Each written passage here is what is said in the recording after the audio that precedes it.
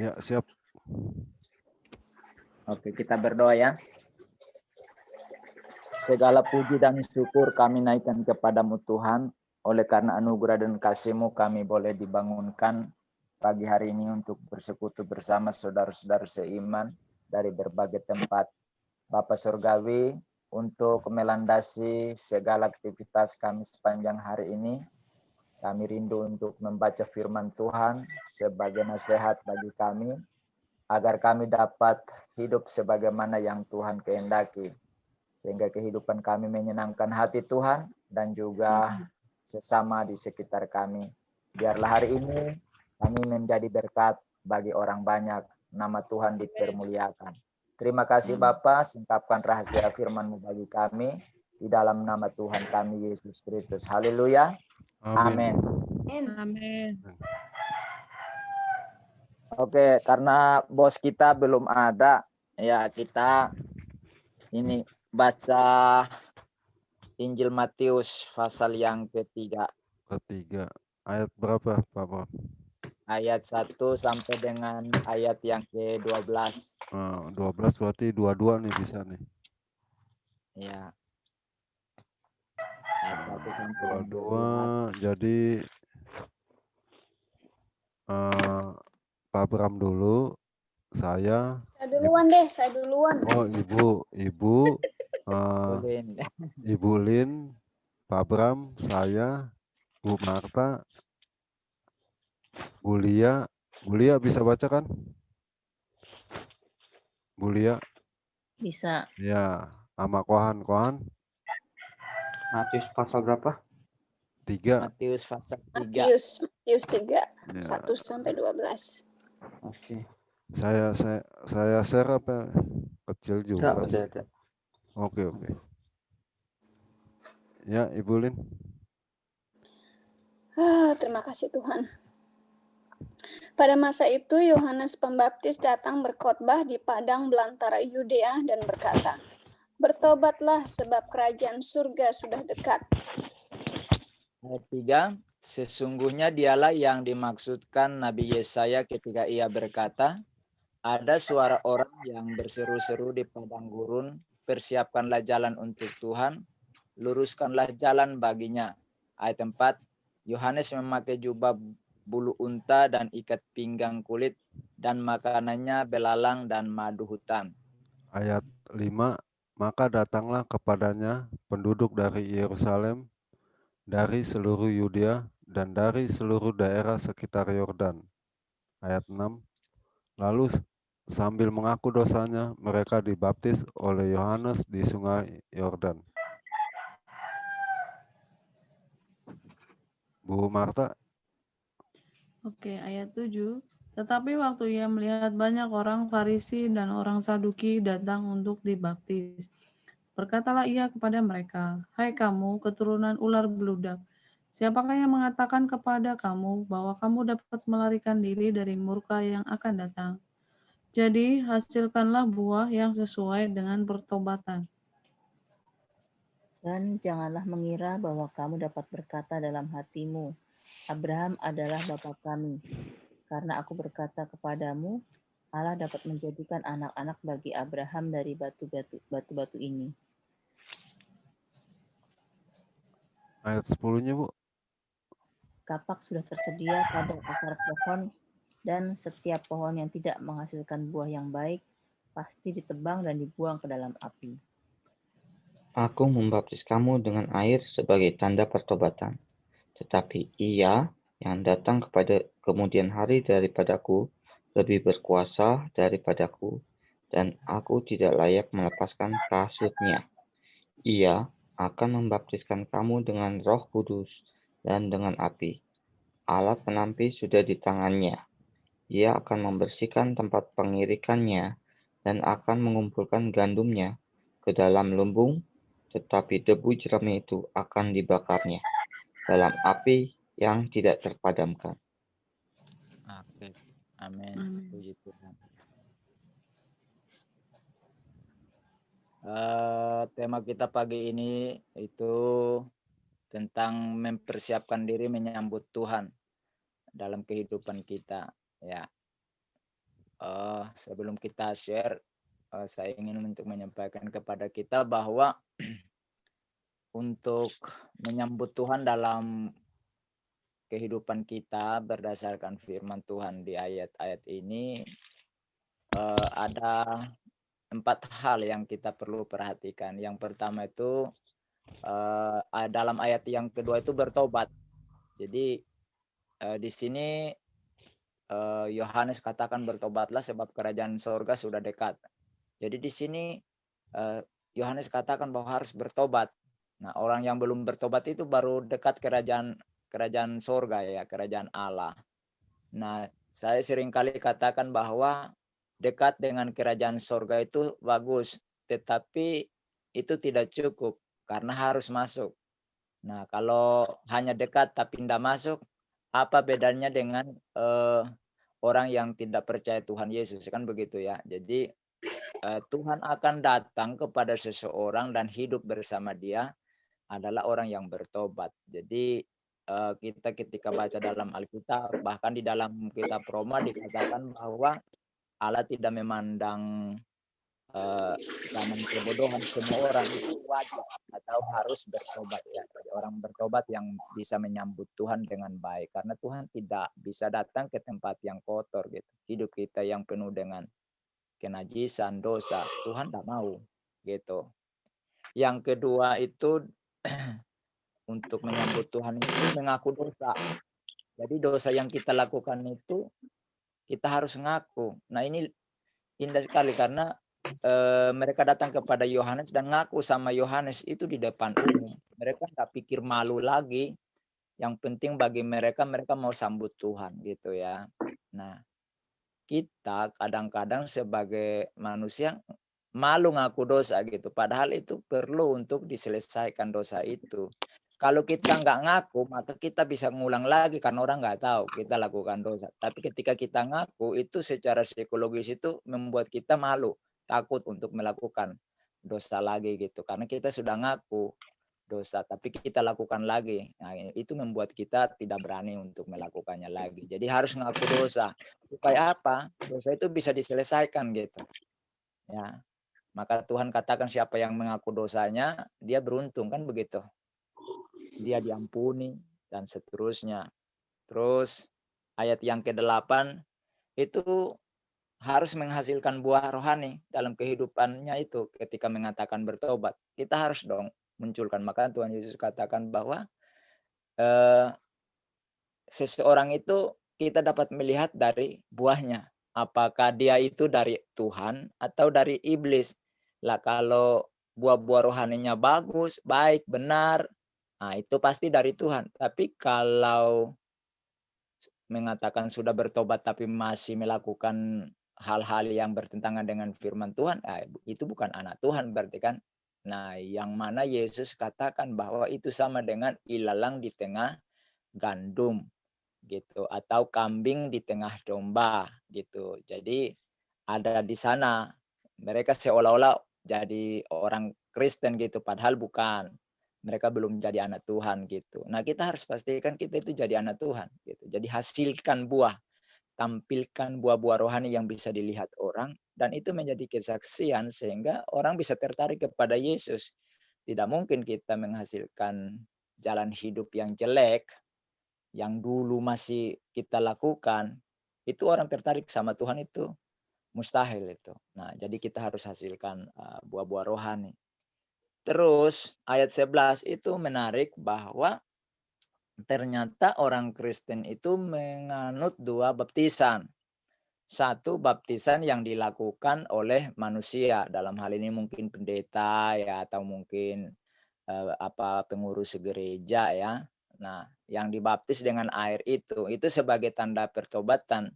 Tetapi baptisan yang kedua itu yang dilakukan oleh Tuhan sendiri dengan Roh Kudus dan api. Jadi ketika seseorang dibaptis oleh Roh Kudus berarti sama dengan orang dibaptis diselamkan, berarti dikuasai oleh air.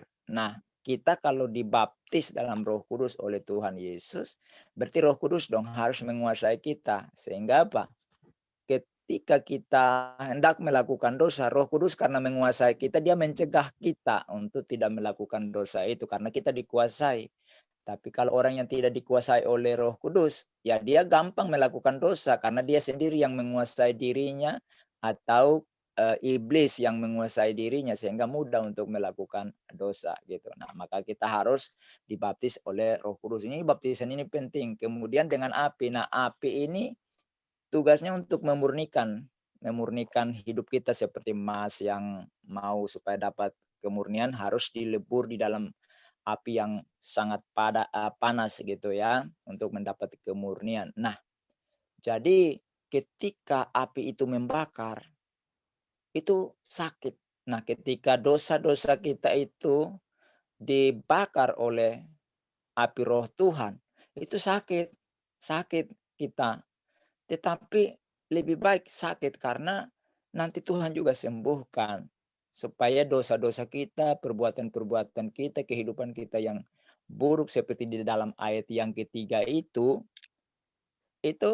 diselesaikan. Sehingga apa? Kita hidup benar-benar bisa menyambut Tuhan dengan sempurna gitu. Nah, sehingga Tuhan datang dan tinggal bersama kita dan memberkati kita.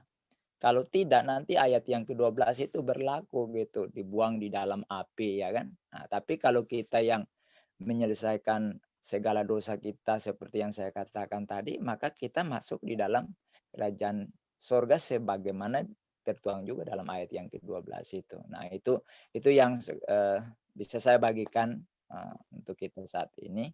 Nah, Tuhan Yesus memberkati. Nah, silakan yang lain mungkin menambahkan. Untuk menjadi berkat bagi kita, silakan.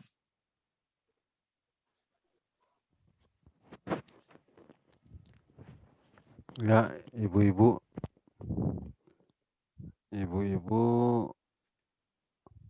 mulia.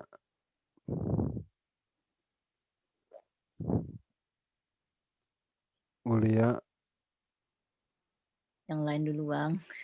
Yang lainnya sedikit. Kalau saya udah sama kayak Pak Bram. 6 orang. Iya, 6 orang. Milka. Kohan nih kayaknya apa ya? Peristiwa.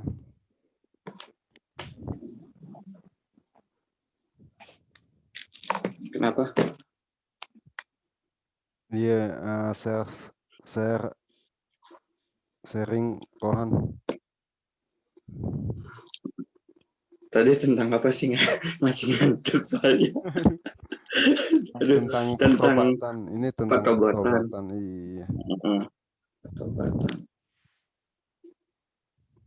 Jadi bertobat mengaku dosa-dosa. Kalau saya sih pertobatan berarti berbalik dari kehidupan lama ke kehidupan yang baru. Ya, betul. Tapi buat kesono buat ngejalaninnya kayaknya susah betul nih. Untung ada itu, bukan untung ya, maksudnya bersyukur lah. Kita berdoa, ada doa Bapa kami gitu. Soalnya ya manusia kan selalu ada aja ininya. Ya makin hari makin bisa sadar lah. Gitu aja sih kalau pertobatan menurut saya. Iya, itu kesimpulan. Hah? Kesimpulan, iya, berbalik kepada Tuhan. Iya. Ya, tuh Kohan saya udah itu tuh Kohan sharing tuh. Kohan lanjutin deh Kohan. Ya, dilanjutin. Kalau saya pertobatan itu ya ujian apakah kita sudah bertumbuh dewasa, karena semakin usia bukan hanya dari umur jasmani juga, tapi dari usia karakter kita, kedewasaan kita. Ya tiap hari sih ada aja ujian. Apakah kita sudah bertumbuh, bukan bayi-bayi lagi yang hanya bisa disuapin. Apakah buah-buah rohani kita juga bertambah gitu. Dilihat dari pertobatan kita, apakah kita mengakui kesalahan kita dan berbalik. Seperti saat ini ujian saya untuk emosi, menahan amarah, yang dimana kita janjian sama orang, terus tiba-tiba orangnya itu tanpa ada kabar. Yang biasanya saya bisa marah-marah, ngumpat-ngumpat, sekarang udahlah, udah nggak habis pikir, tinggal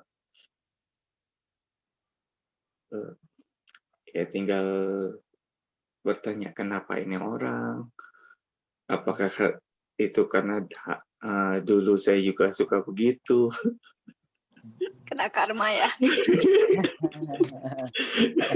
Iya. Ya nggak usah ambil pusing lah gitu.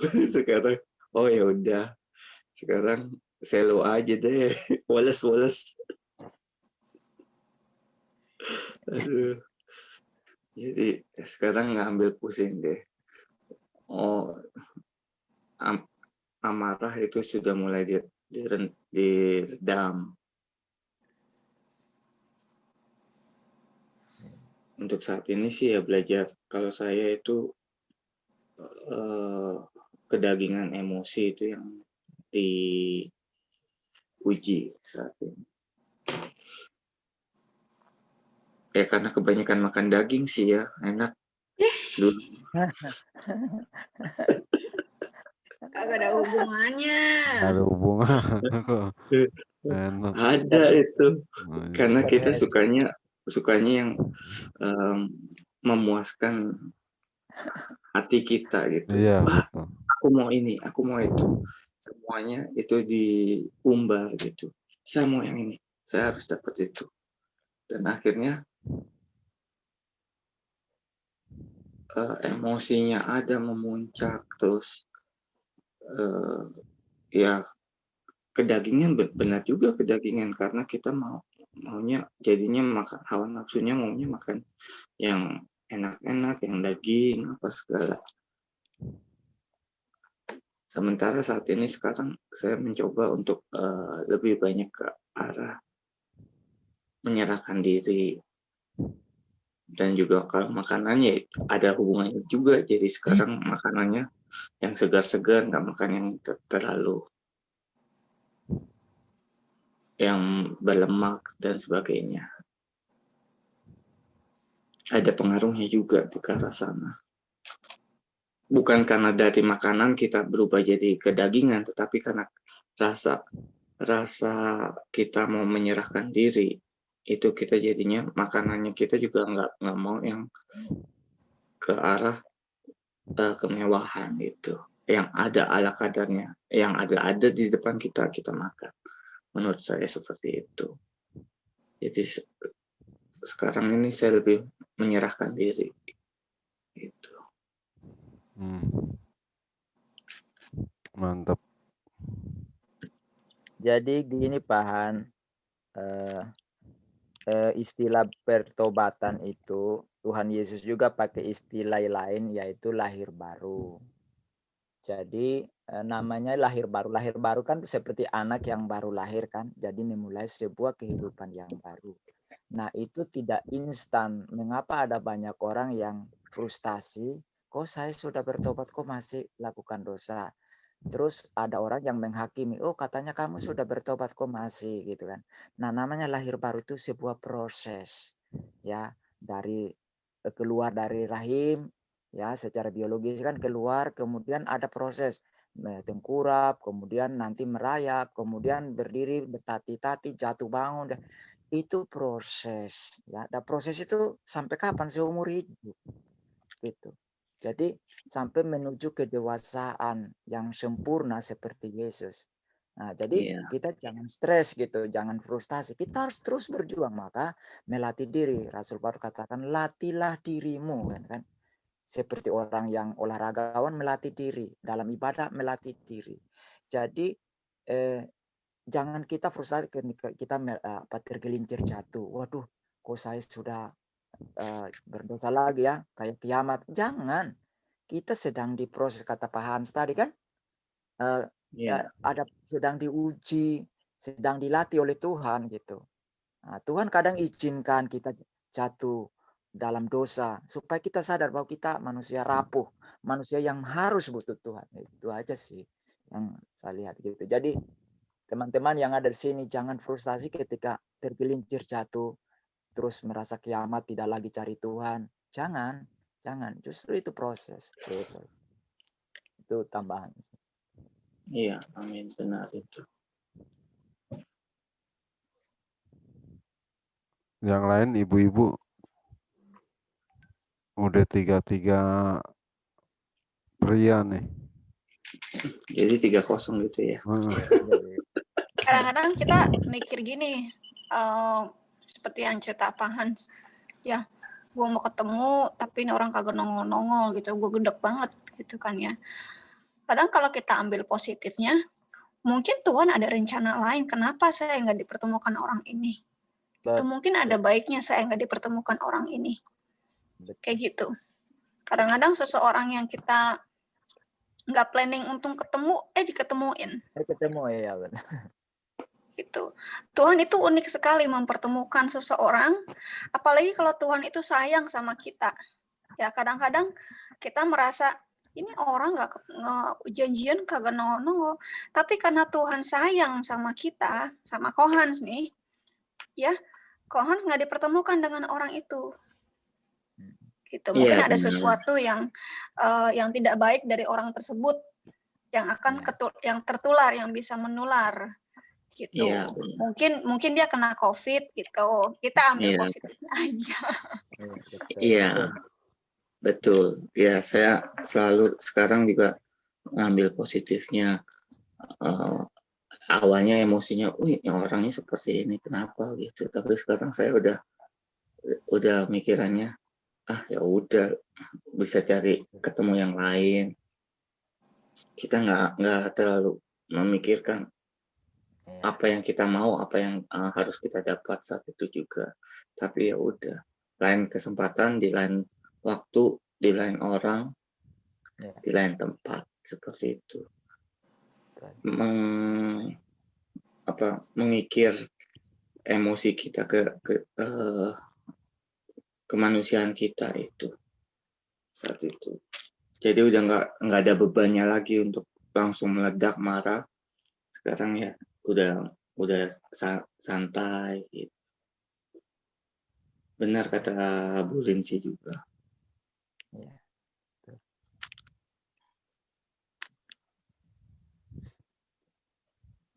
Bu Lia, Bu Marta.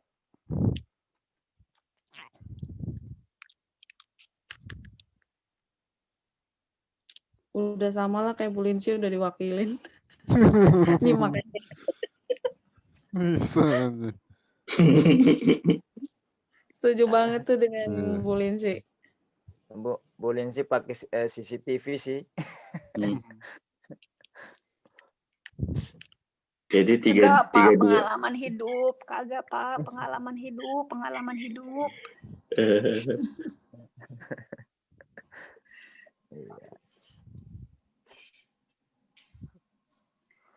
Kalau ngomong-ngomong ke soal kedagingan, saya juga kedagingannya masih berdarah-darah gitu loh, masih suka emosi. Iya, saya itu kemarin pelayan ke Pulau Padang kan 3 jaman tuh perjalanan dibanting-banting di laut. Biasanya sampai di sana kan ibadah jam 12. Malah saya datang baru mereka saling panggil fotokopi untuk lagu. Sehingga kami mulainya jam 1. Rasanya saya mau marahin, tapi udah saya diam aja, tunggu mereka aja. Yang penting mereka ada masih niat untuk ibadah, ya udah saya tunggu. Sampai supir itu telepon. Saya bilang sabar bro, ini ada salah teknis, saya bilang gitu. Pulang pun begitu, operator mesinnya malah disuruh berhenti dulu, makan istirahat. Wah ini saya nanti kemalaman di jalan ini. Gitu ya, belajar sabar lah. Nah itu kalau saya hal kayak gitu waktu jadi kultur shock buat saya yang biasanya on time. Iya. Sampai tidak makan kemarin saya seharian itu. Gara-gara itu. Malam jam 10 baru makan saya. Yang biasanya on time ngadepin orang yang slow begitu. Beda orang Asia sama orang Beda. Eropa ya. Ya, Eropa, Amerika beda, Korea beda. Asia, Korea tuh, waduh, ini tampung disiplinnya. Terlambat 3 menit dimarahin berjam-jam. Iya. Iya benar. Melatih karakter. Iya. Ya sebagai manusia rasanya mau ngamuk gitu ya. Iya. Gimana ya, melatih diri aja lah. Ya kadang kita harus tetap juga sebagai pemimpin harus membicarakan hal itu ke mereka. Ya. Benar. Kadang-kadang ya sebagai pemimpin saya juga suka meledak-ledak penuh emosi untuk mengutarakan hal itu. Tapi saat ini saya mencoba untuk mengutarakannya dengan lebih santai ke mereka. Walaupun mereka cuman masuk kiri keluar kanan atau bahkan cuman nggak masuk ke kuping sama sekali. Ya, makanya dengan kemarin saya tidak makan, saya bilang karena saya sudah terlambat, saya tidak bisa makan bersama. Jadi biar saya nanti pulang baru makan. Nah itu mereka pukulan bagi mereka, pengurusnya merasa malu. Aduh maaf Pak Abraham, ini tidak sempat makan. Tidak apa-apa, bagi saya itu no problem. Saya fleksibel orangnya. Tapi lain kali kalau kami mau datang, kalian yang sudah harus nunggu, bukan kami datang baru nunggu gitu ya. Itu iya Pak. Itu. Iya, seperti itu.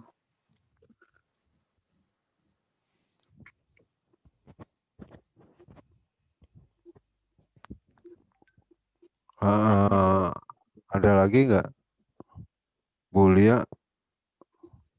Ya, saya udah lengkap semua sih.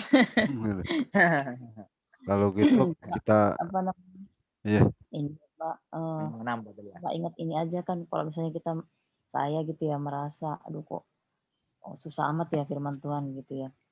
Terus Tuhan ingatkan lagi dengan firman-Nya bahwa perintah-perintah Tuhan itu nggak berat gitu. Ini kan ada di 1 Yohanes 5 ayat 3 ya sampai 5. Sebab inilah kasih kepada Allah, yaitu bahwa kita menuruti perintah-perintahnya. Perintah-perintahnya itu tidak berat, sebab semua yang lahir dari Allah mengalahkan dunia. Dan inilah kemenangan yang mengalahkan dunia, iman kita. Siapakah yang mengalahkan dunia selain daripada dia yang percaya bahwa Yesus adalah anak Allah. Amin. Jadi kalau saya lagi merasa berat tapi gimana, ingat lagi bahwa Tuhan bilang perintahnya nggak berat, semua itu Tuhan yang ngasih kekuatan gitu. Ya, dan yang mengalahkan dunia itu adalah iman kita ini, bahwa anak Tuhan yang percaya bahwa kita tuh percaya sama Yesus sebagai Tuhan dan Juru Selamat kita. Itu aja Bang, makasih. Mungkin saya tambahkan, kenapa orang berat melakukan firman Tuhan? Karena melakukannya setengah-setengah. Tapi kalau dengan full lakukan, memang ringan. Saya ambil ilustrasi seperti ini. Ketika kita megang sebuah beban dengan angkat tangan setengah saja, itu cepat capek. Tapi kalau kita angkat dengan full tangan ke atas, itu tahan.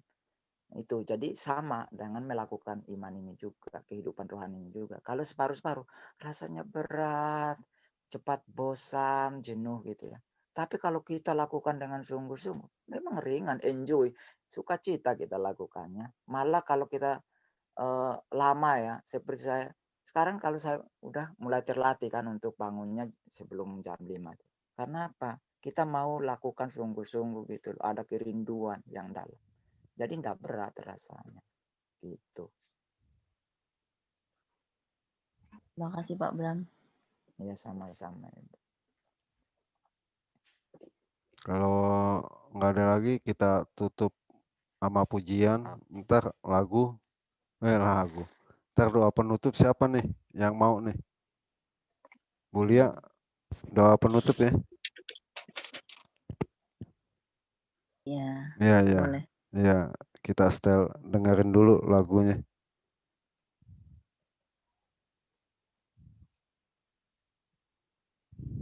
Lebih besar di tempat ini selain kuasa-Mu.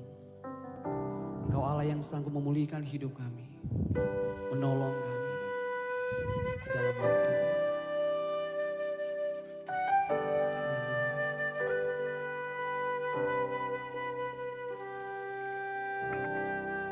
Kuasa-Mu terlebih besar, Tuhanku terlebih besar. Tak pernah terlambat janji-Mu ya Tuhan, menolong hidupku. Kuasa-Mu terlebih besar, Tuhanku terlebih besar. Tak pernah terlambat janji-Mu ya Tuhan, pulihkan hidupku.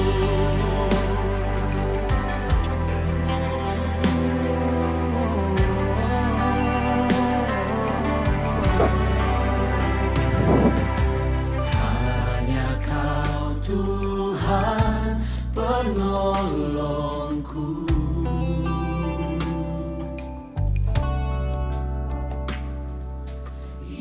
selalu setia bersamaku.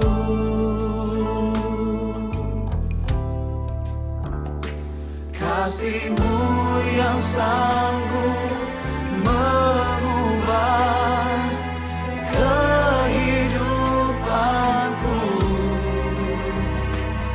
Sungguh ku berserah, percaya kuasa-Mu terlebih besar, Tuhanku terlebih besar. Tak pernah terlambat janji-Mu ya Tuhan, menolong hidupku.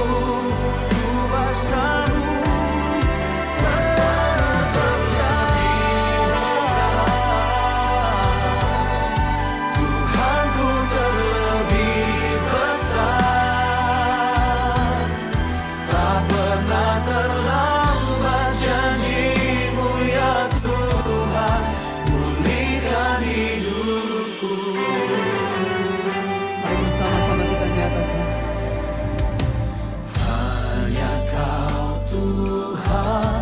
penolongku, Kau setia, yang selalu setia bersamaku. Dan kasih-Mu yang sanggup mengubah kehidupanku. Sungguh kami berserah kepadamu. Sungguh ku berserah, sungguh ku percaya, sungguh ku kuasa-Mu terlebih besar, kuasa-Mu terlebih besar, Tuhanku terlebih besar. Tak pernah terlambat janji-Mu ya Tuhan,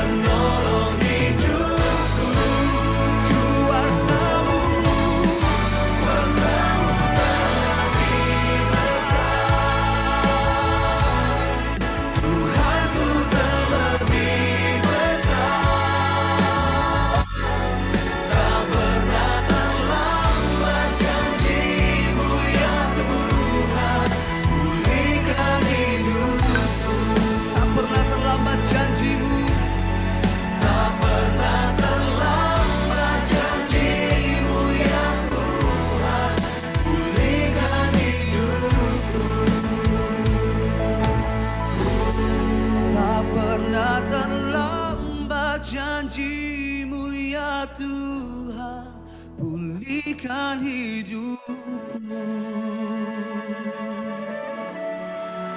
Pulihkan aku Tuhan. Mari bersama-sama kita berikan tepuk tangan yang terbaik hanya buat Allah.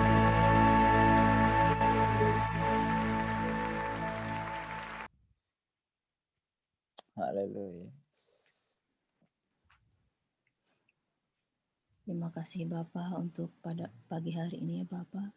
Kami datang kepadamu ya Tuhan dengan segala apa yang ada pada kami Tuhan. Kehormatan bagi kami Tuhan untuk melalui hari ini Tuhan melalui hari pertama ini Tuhan. Kabar pagi ini Tuhan. Terima kasih untuk firman yang telah Kau bagikan Tuhan untuk kami Tuhan.